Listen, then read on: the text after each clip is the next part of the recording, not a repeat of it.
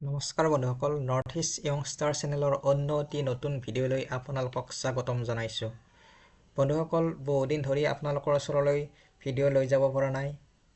আজি আকৌ আপোনালোকৰ ওচৰলৈ এটি নতুন ভিডিঅ' লৈ আহিছোঁ। বন্ধুসকল, আমি ডিছকাছ কৰিছিলোঁ মাইক্ৰ'ছফ্ট অফিচ ৱৰ্ডৰ ওপৰত। আজি আমি ডিছকাছ কৰিম মাইক্ৰ'ছফ্ট অফিচ ৱৰ্ডত টেবুল এখন কেনেকুৱাকৈ ড্ৰ কৰিব পাৰি, ৰ কাক বোলে, কলম কাক বোলে, চেল কাক বোলা হয়, ৰ এড কৰিব লাগিলে কেনেকৈ এড কৰিব পাৰি, ডিলিট কৰিব লাগিলে কেনেকৈ ডিলিট কৰিব পাৰি, এই গোটেইবিলাক আমি মাইক্ৰ'ছফ্ট অফিচ ৱৰ্ডত শিকিম। গতিকে পলম নকৰি আহকচোন আমি ভিডিঅ'টো আৰম্ভ কৰোঁ। প্ৰথমতে আমি ইনচাৰ্টত ক্লিক কৰিলোঁ। ইনচাৰ্টত ক্লিক কৰি টেবুলত আহি কিনে ইয়াতে ড্ৰ টেবুল বুলি লিখা আছে, ড্ৰ টেবুলত ক্লিক কৰিলোঁ। ড্ৰ টেবুলত ক্লিক কৰি আমি এখন এনেকুৱা টেবুল এখন ড্ৰ কৰিব পাৰিম। এতিয়া ইয়াৰে এইবিলাকক কলমছ বুলি কোৱা হয়। এইবিলাক হৈছে কলমছ। মই এনেকুৱাকৈ যিবিলাক ড্ৰ কৰিছোঁ এইবিলাকক কলমছ বুলি কোৱা হয়। আমি ড্ৰ কৰি থাকোঁতে যদি এনেকুৱা হয় কিছুমান, তেতিয়া আমি Ctrl+Z কৰি দিম।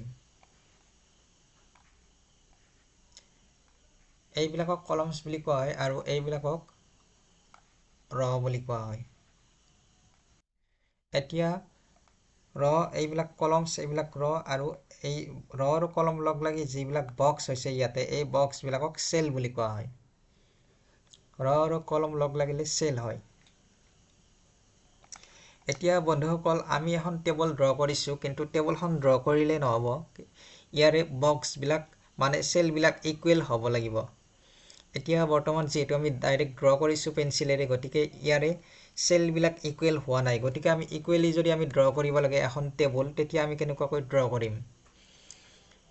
ইনচাৰ্টত যাম প্ৰথমতে, তাৰপিছত আহিম টেবুলত আহি কিনে আমি প্ৰথমতে ইনচাৰ্ট টেবুলত ক্লিক কৰিম।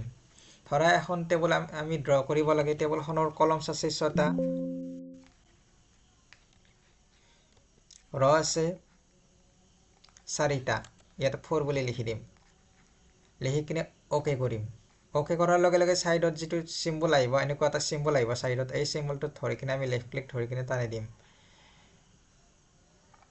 এতিয়া চোৱা, বক্সবিলাক সমান হৈছে। এতিয়া গোটেইবিলাক চেল ইয়াতে সমান হৈছে। এনেকুৱাকৈ আমি ইকুৱেলি ড্ৰ কৰিব পাৰোঁ এখন টেবুল।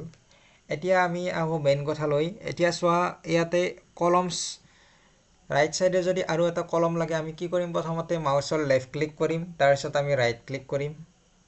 ৰাইট ক্লিক কৰি আমি ক'ত আহিম? প্ৰথমতে ইনচাৰ্টত আহিম। ইনচাৰ্টত আহি কিনে কলমছ টু দ্য ৰাইট, ইয়াতে আমি ক্লিক কৰি দিম। ৰাইট চাইডে আমি এটা নিউ কলম এড কৰিব পাৰিছোঁ। ঠিক তেনেকুৱাকৈ ৰ যদি লাগে, ধৰা এটা ৰ এড কৰিব লাগে তলত, তেতিয়া কি কৰিম? ৰাইট ক্লিক কৰিম। প্ৰথমতে ইয়াতে লেফ্ট ক্লিক কৰি ল'ম, তাৰপিছত ৰাইট ক্লিক কৰিম। ইনচাৰ্টত আহিম, ইনচাৰ্ট ৰছ বিলো।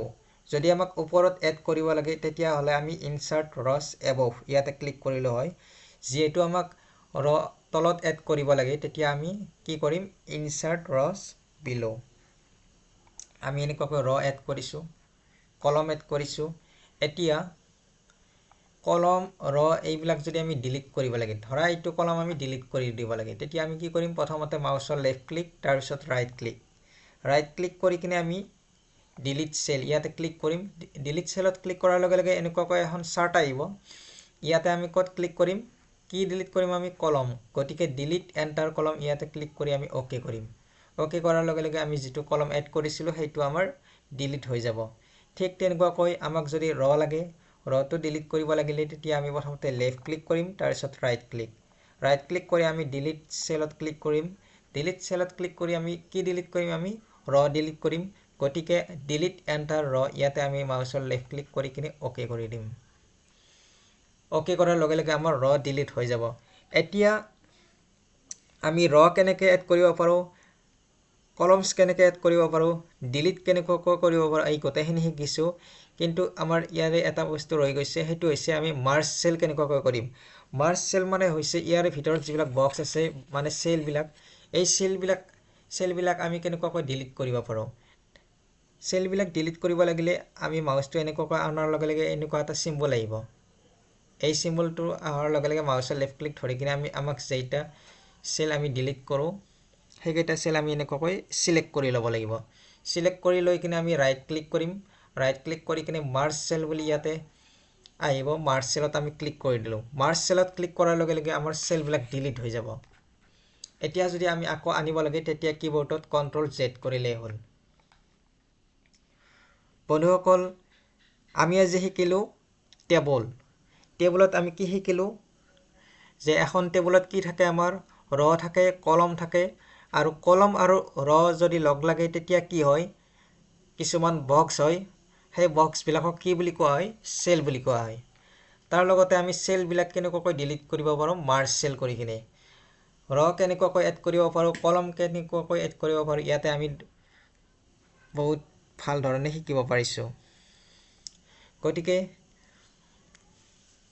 নেক্সট ক্লাছত মাইক্ৰ'ছফ্ট অফিচ ৱৰ্ডৰ ওপৰত আৰু নতুন নতুন ভিডিঅ' আপোনালোকৰ ওচৰলৈ লৈ যাবৰ কাৰণে চেষ্টা কৰিম বন্ধুসকল মোৰ এই ভিডিঅ'সমূহ চাই আপোনালোকৰ যদি ভাল লাগিছে তেনেহ'লে চেনেলটো ছাবস্ক্ৰাইব কৰিব লাইক কৰিব কমেণ্ট কৰিব আৰু শ্বেয়াৰ কৰিবলৈ নাপাহৰিব ধন্যবাদ